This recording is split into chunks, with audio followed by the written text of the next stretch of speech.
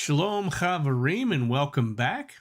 Today we're talking about inner holiness, that deep and authentic spark of God's presence within each of us.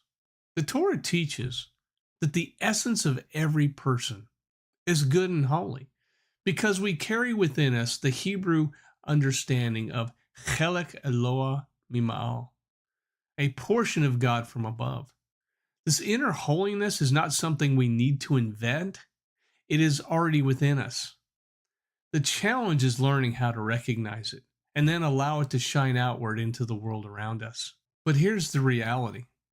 Our world doesn't respect holiness. It doesn't reward goodness. Instead, it glorifies wealth, success, and power. And often pursuing those things can lead us away from our inner holiness. Yet the Torah insists that we don't have to abandon our careers, our responsibilities, or our everyday lives to live spiritually. Rather, our mission is to reveal our inner soul through those very arenas. Whether you're a doctor, a lawyer, an artist, or a business leader. Rabbi Shneur Zalman of Liadi in the Tanya explains that the Nefesh HaElohit, the divine soul, is a veritable piece of God above. Its purpose is not to cancel the physical self, but to refine it. That means spirituality isn't about annihilation, it's about integration. As the Midrash in Vayikra Rabbah puts it, God desires the heart. He doesn't demand we leave this world, but that we bring Him into it through our actions, our speech, and even our daily work. The sages in Pirkei Avot 2:2 taught, all Torah study that is not combined with work will eventually cease. In other words, holiness must touch the world of action. It must meet us in our workplace, in our families, and in our relationships. True spirituality is not escape, it's engagement. The New Testament echoes this truth. Paul writes in 1 Corinthians 6:19, do you not know that your body is a temple of the Holy Spirit within you, which you have from God? Our physical lives are not the enemy. They are the very vessels through which holiness can be revealed. And again, in Colossians 3:17, we are told, whatever you do, in word or deed, do everything in the name of the Lord Yeshua, giving thanks to God the Father through Him. This is why a healthy spiritual path is not destructive. If your spiritual practice is tearing your life apart, destroying relationships, careers, or mental health, something is off. As the Baal Shem Tov said, don't abandon the physical world. Elevate it. That's the mark of authentic holiness. The sages teach in Midrash Tanchuma that the light of the menorah in the temple was not for God's sake, but for ours. To remind Israel that His presence rests among them even in daily life. In the same way, our holiness is not meant to remain hidden, but to illuminate others. When we speak words of kindness, when we show patience to our children, or when we forgive someone who wronged us, we are becoming that menorah in the world.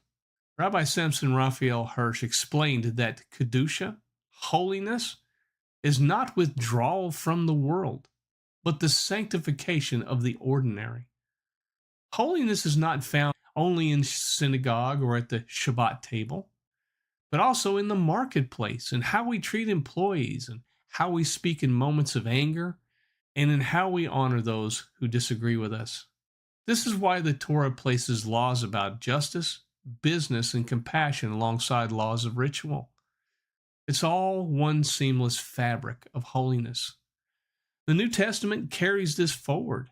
In Yaakov, James 1:27, he says, religion that is pure and undefiled before God the Father is this, to visit orphans and widows in their affliction and to keep oneself unstained from the world. Notice how it weaves together compassion and purity, not escaping life, but transforming it. Yeshua himself embodied this when he healed on Shabbat, showing that true holiness is revealed in mercy. In practical terms, this means that holiness is not an unreachable mountain.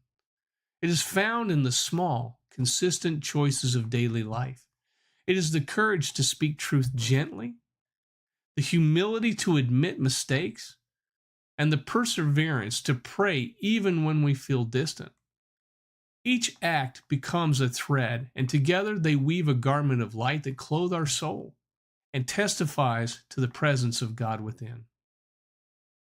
And the Zohar, it offers a striking image. It says, the soul of a righteous person is a lamp of God shining in the darkness. This is not only about the great sages of Israel, but about anyone who chooses to live with integrity and faithfulness. Every believer can become such a lamp in his or her generation, shining light where there's confusion, hope where there's despair, and faith where there is doubt. Friends, inner holiness means your soul doesn't replace your body, it refines it. It doesn't cancel your career, it elevates it. It doesn't crush your personality, it sanctifies it. Let's go just a little bit deeper. Rabbi Abraham Joshua Heschel once said, the goal of life is to face sacred moments. Inner holiness isn't about a constant ecstasy. It's about noticing the sacred even in the ordinary things. Every meal can become a form of worship with a blessing. Every act of kindness becomes an offering before God. Every word of encouragement spoken to a friend becomes a spark of divine light released into the world. The Talmud in Brachot 17a records a beautiful prayer. It says, may it be your will, Lord our God, that our Torah be our occupation, that our heart not be pained, and that our eyes be illumined by the light of Torah. Notice that the sages connect Torah to daily life, to our occupations, to our very peace of mind. Holiness was never meant to live in the abstract. It is intended to walk with us into the office, into the marketplace, and into the home. And Yeshua taught something very similar along these lines. In Matthew 5:16, he said, let your light so shine before men that they may see your good works and glorify your Father who is in heaven. Notice he didn't say hide away in caves, cut yourself off from the world. He said shine in the world so that your holiness elevates those around you. You see, holiness isn't about separation. It's about elevation. When you pray before working, you remind yourself that work itself can be holy. When you practice honesty in business, you make your profession a sanctuary of integrity. When you love your neighbor as yourself, you manifest the very essence of Torah. So here's the call. Don't run from life in search of holiness. Instead, bring holiness into your life. Reveal your inner glow at work, at home, in study, in conversation. Let your soul shine through the world, not apart from it. Because when we integrate holiness into every dimension of life, we not only find wholeness ourselves, we become a light to those around us. Friends, it's time. Let us hear the sound of the shofar.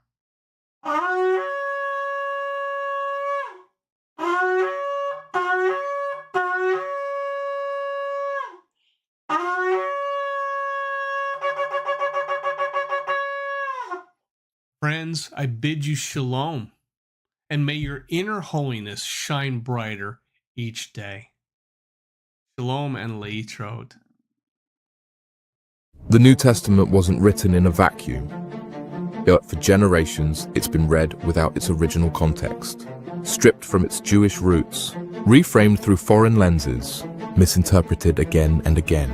But what if the problem isn't the text? It's the lens we're using? We've been given a certain theological system through which to view the writings of the apostles. Is this system free from biases and agendas? Have certain ideas and practices crept in unnoticed by readers of the New Testament 2,000 years later? What if I told you that all of that is changing? What if I told you that the New Testament is being restored to its original foundation? What if I told you that Gentiles are returning to the source of their faith rooted in the Torah? This book brings the New Testament back to life. Through Jewish interpretation, you'll see Paul differently, Yeshua's teachings make more sense, and prophecy connects like never before. The Hijacked Covenant. Get your copy now.